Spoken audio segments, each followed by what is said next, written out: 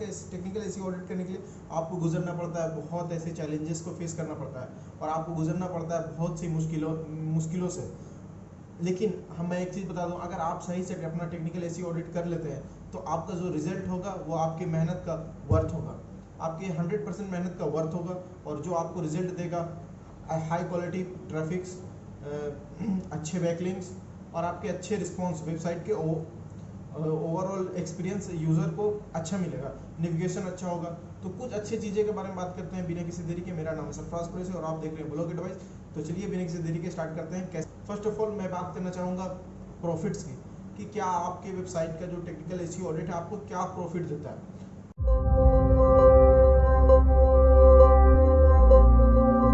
सबसे पहला है आप वेबसाइट का स्पीड ये बढ़ाएगा, आपकी वेबसाइट का स्पीड अच्छा रहेगा तो यूजर्स को भी इंगेज होने में अच्छा लगेगा। आपकी वेबसाइट का लोडिंग पेज अच्छा है, गूगल को भी अच्छा स्पीड वाला पेज पसंद है, स्पीड वाला वेबसाइट गूगल को भी पसंद है और यूज़र को भी पसंद है।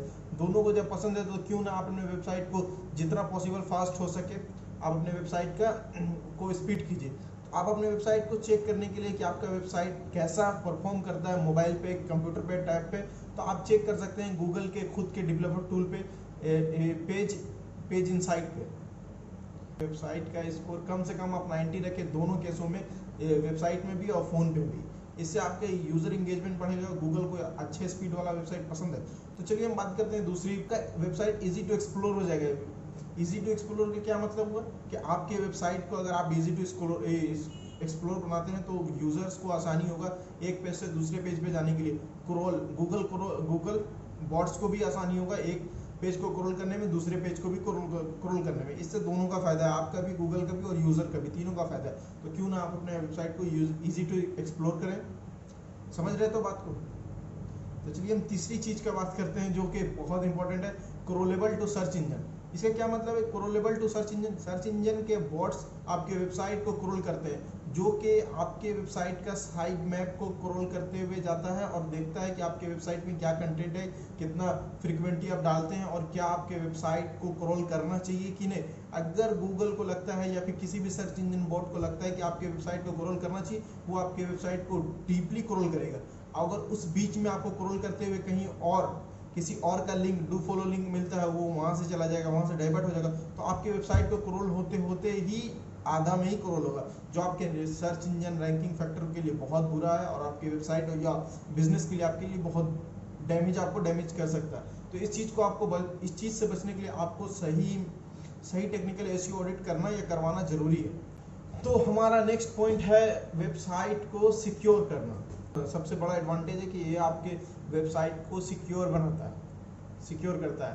बहुत ऐसे एरर आपकी वेबसाइट को देखने को मिलते हैं जो आप हमेशा या डेली चेक नहीं कर पाएंगे, लेकिन कभी भी एक रूटीन बनाइए। हाँ, within 1 week, within month, within quarter आप अपने वेबसाइट को ऑडिट कीजिए, ताकि आपका वेबसाइट के बारे में जितना भी एरर है आपके सामने हो और उसको आप टाइम रहते ही एरर को आप चेंज कर सकते हैं, एरर को आप बदल सकते हैं और एरर को आप ठीक कर सकते हैं, एरर को फिक्स कर सकते हैं। आपको अब ये आपके वेबसाइट के XML साइट मैप को अपडेट कर देता है।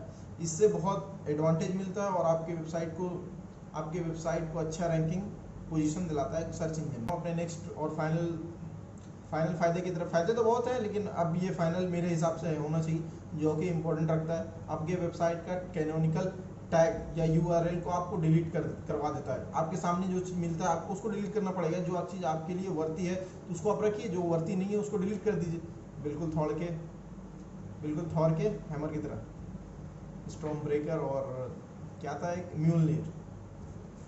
तो आपको फ़ायदा समझ में आने के बाद चलिए हम आपको बताते हैं कि कैसे आप अपने वेबसाइट का टेक्निकल एसईओ ऑडिट कर सकते हैं। और हाँ, एक चीज़ मैं बताना चाहूँगा कि मैंने इसके ऊपर एक डीप रिसर्च किया है, बहुत से आर्टिकल पढ़े और खुद का कुछ मेरा तजुर्बा है।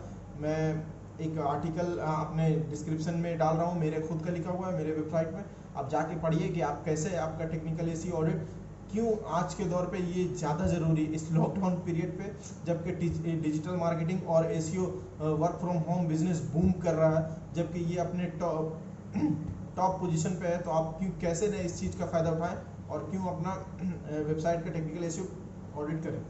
ठीक है, तो चलिए हम बात करते हैं अपने वेबसाइट का एसईओ ऑडिट करने के लिए।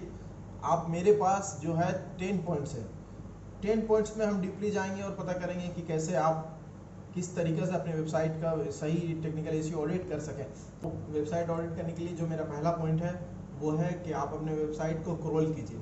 आप खुद क्रॉल कीजिए, ना कि कोई सर्च इंजन बोट्स आपकी वेबसाइट को क्रॉल करेगा।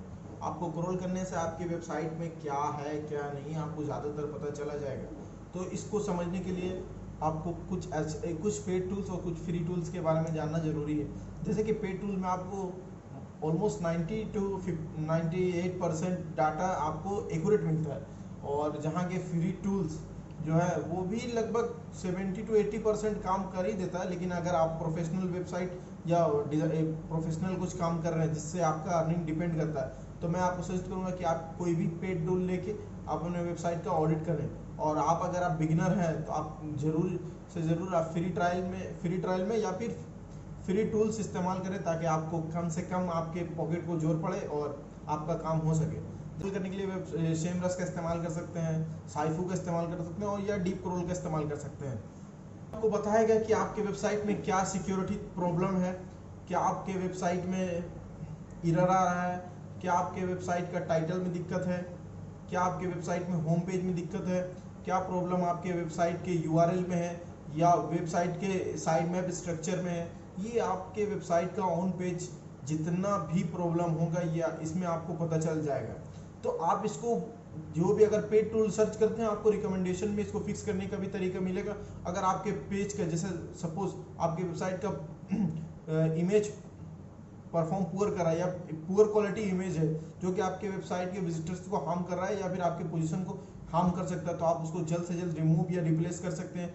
आप कैनवा का इस्तेमाल कर सकते हैं पुअर इमेज को ठीक करने के लिए, और भी बहुत ऐसे टूल है जिससे आपके वेबसाइट को डायनेमिक बूस्ट मिल सके। तो आपके वेबसाइट को डीप क्रॉल करने के बाद, आपके प्रॉब्लम को पता करने के बाद आप रिसर्च करें कि इसको फिक्स कैसे कर सकते हैं। Most of the time recommendation में आपको मिल जाएगा कि आप कैसे अपने वेबसाइट के प्रॉब्लम्स को ठीक करते हैं, जो आपको डीप क्रॉल करने के बाद पता चला है। ठीक है, तो मेरा नेक्स्ट पॉइंट है कि चेक योर इंटरनल लिंक्स। कभी कभी ऐसा होता है ना कि प्रॉब्लम खुद में ही होती है और हम पूरे दुनिया को छान मारते हैं कि प्रॉब्लम है कहाँ। तो पहले अपने वेबसाइट का इंटरनल चेक कीजिए। इसको चेक करने के बाद आपको पता चल जाएगा कि इस पेज को कितना विजिटिंग या फिर कितना हिट मिल रहा है गूगल की तरफ से या सर्च इंजन की तरफ से। उस पेज में आप कोशिश कीजिए कि अपने एक पेज को ऐड ऑन करें रेफरिंग लिंक के थ्रू। मेरा ये पॉइंट है कि आप अपने वेबसाइट का इंटरनल लिंक्स चेक करते रहें। और मेरा नेक्स्ट पॉइंट है, देखिए मेरा नेक्स्ट पॉइंट ये है कि चेक HTTPS कंटेंट। देखिए आपका होता है कि मोस्ट ऑफ द टाइम आप HTTPS यूज़ कर रहे हैं, आपके वेबसाइट में ये HTTPS का सर्टिफिकेशन है, वैलिड सर्टिफिकेशन है, आप पैसे देके खरीदें या फ्री में क्लाउडफ्लेयर से खरीदें। लेकिन क्या आपके वेबसाइट का सभी पेज सभी पोस्ट आपके वेबसाइट के HTTPS कंटेंट के अंदर आता है, HTTPS के अंदर आता है? अगर नहीं तो आप इसको चेक करके इसको ठीक करें, फिक्स करें। फिक्स आप इसको कर सकते हैं, जिस तरीके का प्रॉब्लम है उस तरीके से ठीक कर सकते हैं। इसको ठीक करना बहुत ज़रूरी, ये मैंडेटरी है। और ये आपको तो पता ही है कि गूगल का बहुत ऐसा टर्म बदलते रहता है, जो कि अब बदला था 2018 या 19 में, कि बिना HTTPS के कंटेंट को वो अनसिक्योर वेबसाइट के लेवल पे दिखाएगा। और ये आपके वेबसाइट के यूज़र को बहुत एक फेयर देता है, ताकि मतलब देखिए ना, एक वेबसाइट या विजिटर्स ये सब को चेक करे ना करे, गूगल जरूर चेक करता है। तो आप ध्यान रखिए कि आपके कंटेंट HTTPS में आता हो, ये समझिए मैंडेटरी है टेक्निकल एसईओ ऑडिट का। आप इसको करिए और इसको रखें, ठीक है। बाकी सब तो चल ही रहा है। हमारा नेक्स्ट टॉपिक है अपने वेबसाइट के बैकलिंक्स को ऑडिट करना। ये शायद आपके लिए पहला टर्म होगा, जो वेबसाइट के बैकलिंक्स को ऑडिट करना। ये क्या है और इसके फ़ायदे क्या हैं? देखिए एक्चुअली में क्या होता है ना कि आपके वेबसाइट का बैकलिंक्स को ऑडिट करना क्यों ज़रूरी है, क्योंकि आपको पता नहीं है कि आपका वेबसाइट का जो बैकलिंक्स है वो कहाँ से आ रहा है और कहाँ जा रहा है। जैसे सपोज कि आपकी वेबसाइट एक टेक्निकल बेस पे है, ठीक है, आपका नीश एक टेक्निकल है, ठीक है। जैसे आप रिव्यू या गैजेट्स रिव्यू करते हैं, ठीक है, रिव्यू आपका ब्लॉग है, और आप लिंक ले रहे हैं या लिंक दे रहे हैं एक गर्ली टाइप के कंटेंट को, ठीक है, या फिर एक मूवी बेस्ड कंटेंट को या न्यूज़ बेस्ड कंटेंट को, ठीक है, या न्यूज़ बेस्ड वेबसाइट या ऑर्गेनाइजेशन किसी को भी, या फिर आपका वेबसाइट या ब्लॉग ए पे डिपेंड करता है और आप दे रहे हैं सी को, या आपका वेबसाइट करता है रिव्यू न्यूज़ पे चैनल पे और आप लिंक दे रहे हैं टेक्निकल को, ठीक है, तो ऐसे में आपके वेबसाइट को बहुत डैमेज पड़ेगा। ये एक अच्छा बैकलिंक्स प्रोसेस नहीं है या प्रैक्टिस नहीं है। आप इसको हो सके जितना से कम कर सके आप एक ही रेफरल लिंक लें या दें जो आपके कंटेंट में वैल्यू ऐड करता हो, जो आपके वेबसाइट में वैल्यू ऐड करता हो। इससे क्या होगा कि आपके वेबसाइट को रेफरल लिंक मिलेगा उसी निश में जो निश को आप टारगेट कर रहे हैं। इससे आपके वेबसाइट को एक लिंक से ही बूस्ट मिलेगा। और ऐसे में आएगा आपके इररिलेवेंट। नेक्स्ट पॉइंट की तरफ, रिव्यू योर साइट मैप। इसी क्या मैं कहना चाह रहा हूँ, रिव्यू योर साइट मैप। तो मैं ये क्या कहना चाह रहा हूँ, रिव्यू योर साइट मैप, इससे क्या होगा, आपके वेबसाइट का जो साइट मैप है, XML साइट मैप है, इसको आप रिव्यू करें और आप देखें कि इसमें सब कुछ है कि नहीं।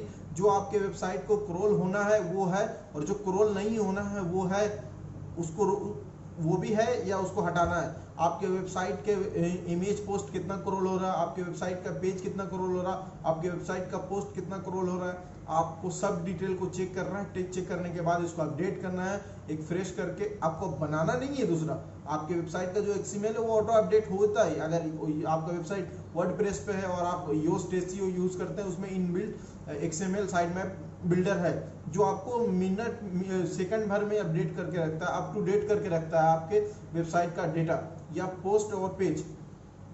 तो आपके वेबसाइट को स्ट्रक्चरली, जैसे कि आपके वेबसाइट का टैग, मेटा टैग, आपके वेबसाइट का पोस्ट, इमेज, ये सब क्रॉलेबल है कि नहीं, इसको चेक करने के बाद आप अपने वेबसाइट का वेबसाइट में रिव्यू करने के बाद आप गूगल सर्च कंसोल या अदर सर्च कंसोल में जाके अपना वेबसाइट का साइट मैप को देखें, उसमें क्या वार्निंग है, क्या आपका एरर है, क्या आपको फिक्स करना है, क्या आपको ऐसे ही रखना है, क्या आपको अल्टो करना है, क्या आपको अल्टर करना है। वो सब देखने के बाद अपने वेबसाइट को आप अपने तरीके से, अपनी मर्जी से हैंडल करें।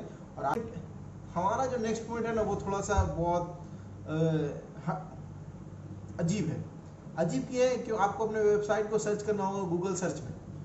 आप ऐसा रोज ही करते होंगे, जाहिर सी बात है। अगर आप एक ब्लॉगर हैं और मेरी तरह है तो आप अपने वेबसाइट को गूगल या दूसरे सर्च इंजन में रोज ही सर्च करते होंगे अपने पोजीशन देखने के लिए या अपने कीवर्ड को चेक करने के लिए कि आपका पोजीशन कहाँ पर, पोस्ट आ रहा है कि नहीं और सारा इमेज आपके आ रहा है कि नहीं। अगर नहीं आ रहा है तो आप उसको चेक कीजिए कि क्यों नहीं आ रहा है। इससे आपको पता चलेगा कि आपका वेबसाइट कौन सा पेज रैंक हो रहा है, कौन सा गूगल में आ रहा है, गूगल सर्च क्रॉलेबल है और कौन सा नहीं। आप उसको फिक्स कर सकते हैं आप। और अब मैं बढ़ता हूँ अपने हमारे नेक्स्ट पॉइंट की तरफ, जो है फिक्स रीडायरेक्ट। देखिए, फिक्स रीडायरेक्ट क्या है? फिक्स रीडायरेक्ट एक, जैसे आपके वेबसाइट साइट 1 को साइट B में आपके वेबसाइट का एक पेज है जो आप चाह रहे हैं कि ये यहाँ से मेरा आपका डोमेन पॉपुलर URL है या फिर पॉपुलर कीवर्ड है। आप चाह रहे हैं इस URL को, इस पेज को या इस पोस्ट को मैं इस जगह पे भेजूँ। कुछ प्रॉब्लम की वजह से point A two point B नहीं जा, मतलब पॉइंट A में वो कंटेंट में शो नहीं कर पाता, तो उसको रीडायरेक्ट करना है पॉइंट B में। तो आप उसको चेक कीजिए कि मेरा रीडायरेक्ट करेक्शन सही है कि नहीं है, या फिर किसी और तरीके का एरर आ रहा है, उसको ट्राई कीजिए फिक्स करने का।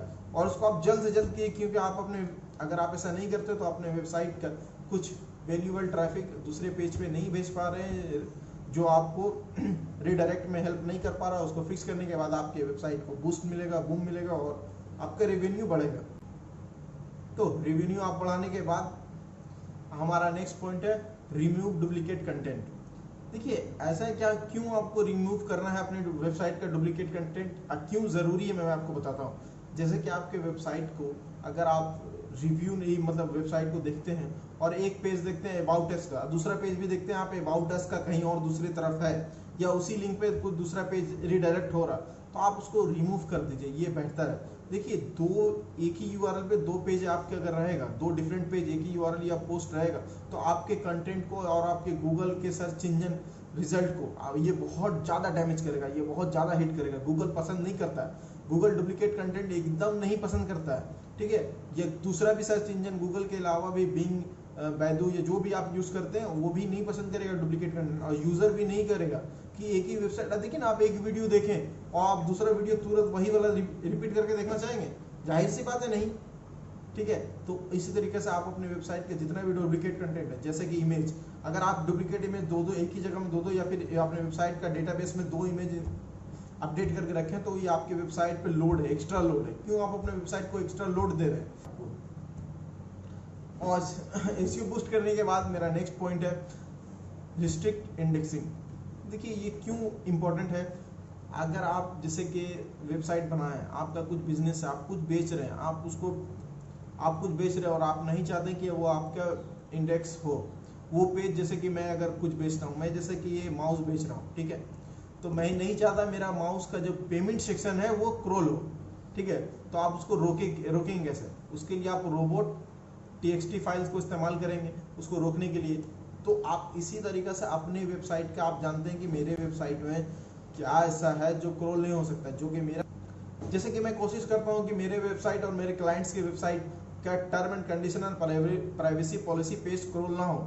अगर कोई यूज़र चाहता है कि मैं blog.in का प्राइवेसी पॉलिसी पढूं या टर्म एंड कंडीशन पढूं, वो जाके नेविगेशन पेज में देख सकता है, पढ़ सकता है, वहाँ पूरा अवेलेबल।